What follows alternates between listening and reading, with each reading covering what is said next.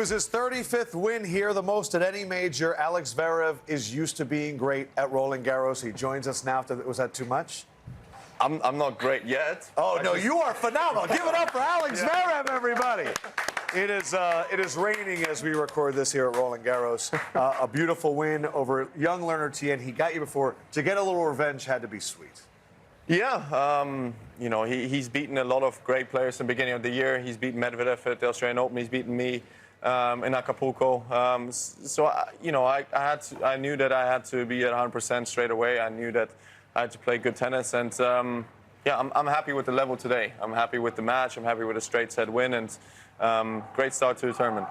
Ladies first. In the last decade, you're 19-0 in first rounds. Oh, yeah? But Okay. you sometimes like to play a little longer, lose a set, play for a few more hours than necessary. But lately, I feel like you're really reeled that in. What's the difference that makes you be able to just say, I'm in here for 2 hours, calling it a day, resting? I'm getting old. That's the number one thing. No, but yeah, I'm known for playing unnecessary 5-set matches in early rounds. But it hasn't been that way lately. I hope I will not jinx it. I hope that in the next round I will not come out and be out there for 5 hours. But, you know, generally speaking, I think it is so important to start off a major strong and start off a major quick, especially if you want to go deep, if you want to go to the later stages.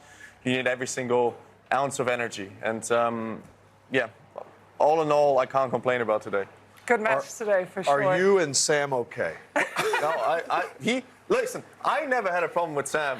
He's the one that is just my biggest hater for some reason. For those that do not know, Sam is one of the hosts of the Nothing Major podcast. You recently had a hottie bracket. By the way. We had a hottie bracket with... No, that's not the reason. What's the reason? That's not the reason. Oh, I don't... That's just not the reason. Every tournament that I play, you keep saying, oh, Zverev is not one of the 5 favorites to win it. And then I end up winning it. What are you talking about? I can go back and get the proof. Has he ever picked me to win anything? No, not really. So. Picked you to win Monte Carlo on the podcast. And I lost first round. I know. That's not my fault. That's not my fault. So if he picks you, it's his fault. Yeah. No, I'm kidding. Yeah, I did pick you love one Sam, yesterday. and I actually really enjoy the podcast. I do listen to it. I do watch it on Instagram also sometimes. So I actually like it. So Next I'm bracket, just getting you we're going to put you in regardless of what we're talking about. We're going to do best outfits of Alex Zverev Yes, bracket. exactly. Okay. Going into this event, you played 5 warm-up tournaments. Years past, you've played 2 or 3. How do you determine how many events you're going to play leading up to this major? Well, I just played the Masters 1000s and the German tournaments pretty much. So not much to choose from. But yeah, I mean, I've had a little bit of a rough clay courts season, I would say. You know, I won Rome last year, which I didn't defend this year. Madrid is kind of my favorite tournament, which I lost early there as well. So I played maybe a few more tournaments than I did in the last few years. But I feel like I want to leave that in the past. I want to leave that behind. I'm here at Roland-Garros. I had great memories here in the last few years. And, you know, I want to go one step further than the years before. I know I'm not the favorite. You don't need to remind me. Like, don't, because it's fine. I know it myself. But, you know, Maybe that's a good thing. I know, right? Don't ever pick me again. Okay, to win deal. But generally speaking, of course, I'm still chasing that first major title. I'm still chasing the dream, and I don't want to give up yet. So Paris is kind of the one that I always mark on my calendar. You know, the clay has been a surface in which you've had a tremendous amount of success. And some of my favorite matches of yours in which I've watched are matches in which your serve is just absolutely firing. I can remember a couple years ago, you played Carlos Alcaraz. And I was calling that match, and I remember the first 2 sets, I think you served 85% first serves, averaging 135 miles an hour. Obviously, that's a lot easier when the conditions allow for it, when the weather's a bit warm. You've had so much success in here. You've had so much success in Rome. Places in which they typically don't get super warm. You don't have that ball firing through the air.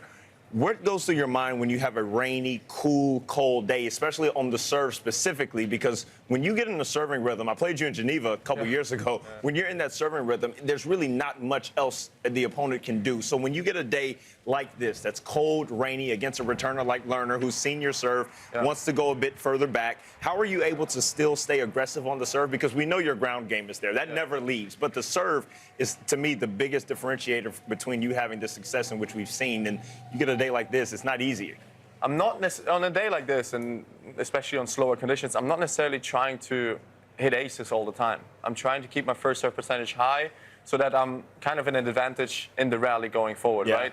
When I feel like I'm the more aggressive person, and when I feel like I'm the one that is kind of has the ball on the racket, I'm going to win most of the points from the baseline. So that's kind of the main focus that I have. And it was the same when I played Carlos here. I wasn't going for aces that much. Yeah. I was kind of trying to dominate the rallies from the baseline. Once he starts dominating, and once the great player starts dominating, especially for me, for quite a tall guy, it's difficult to come out of that. And I feel like I'm playing defense way more than I want to.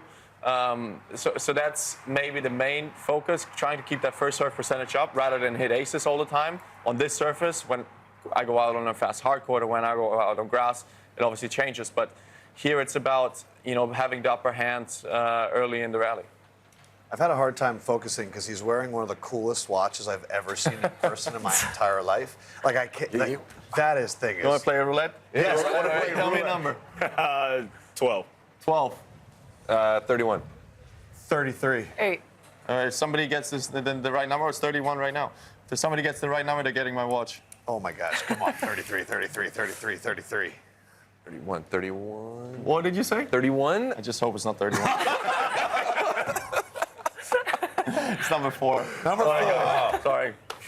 Next time. Alex, thank you so much for coming. One Thank thing you. we've started today is I have a can of balls. All right. And what we'd like to offer you, would you like the first sniff? Sure. Yeah. You see the way he lights up?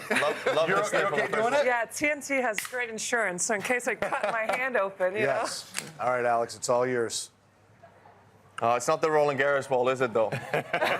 Describe You it, can- though, as if it's You wine. can, I don't know how to describe it without sounding like a junkie. Where's the But if you wouldn't mind signing one or Sure. two, throwing them out to the course. crowd. Of course. How long have you two known each other?